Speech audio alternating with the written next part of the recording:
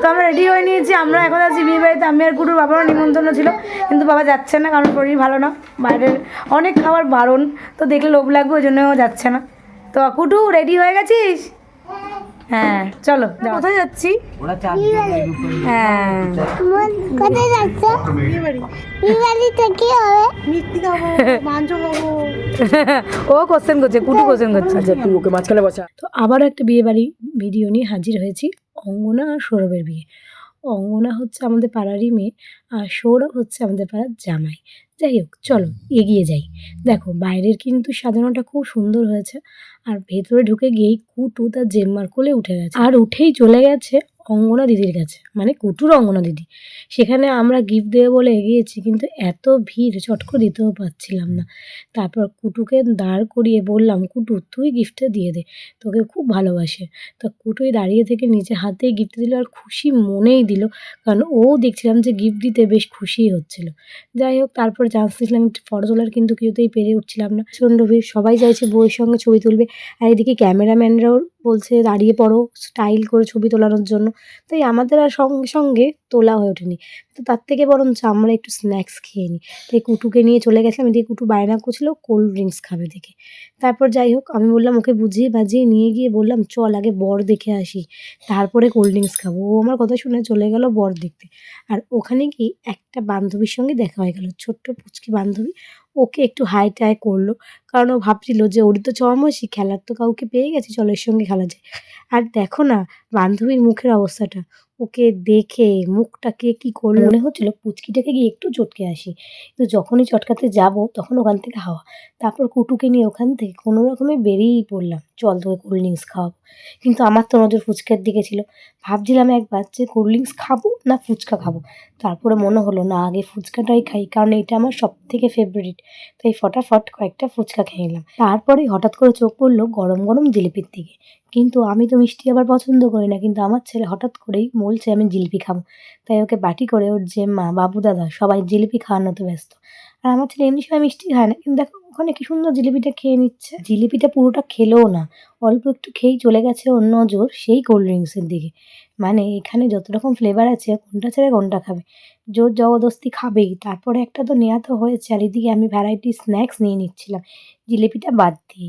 এদিকে আমি নিয়ে নিলাম আমুদি মাছের ফ্রাই, এদিকে ছিল পনির সাটে, আর ওইদিকে চিকেন টিক্কা।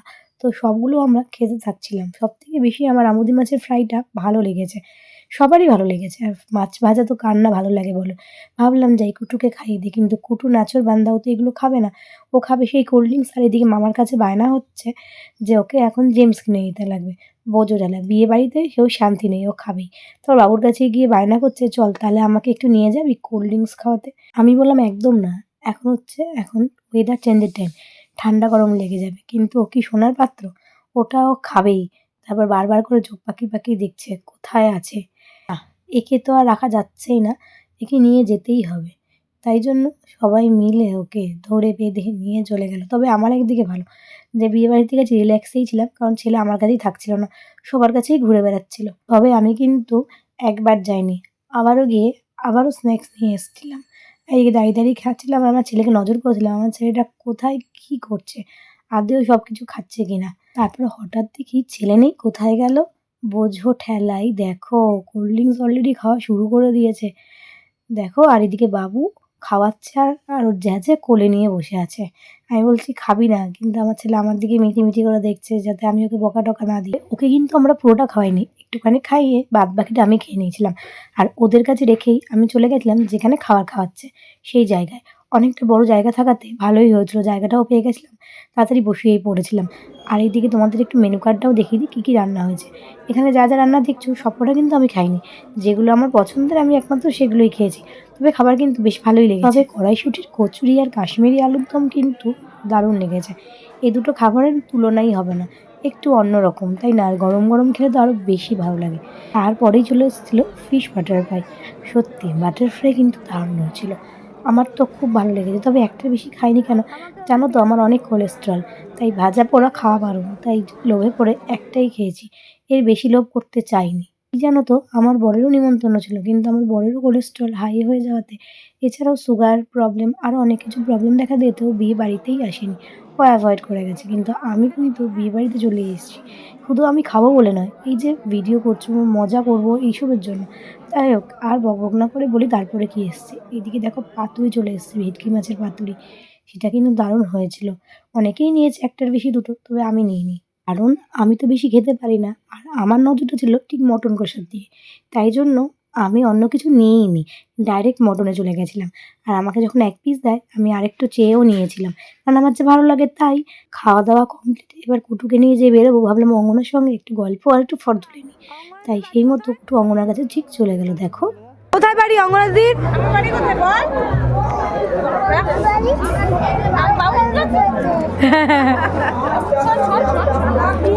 একটা কুটুর সাথে ছবি তুলে দিই।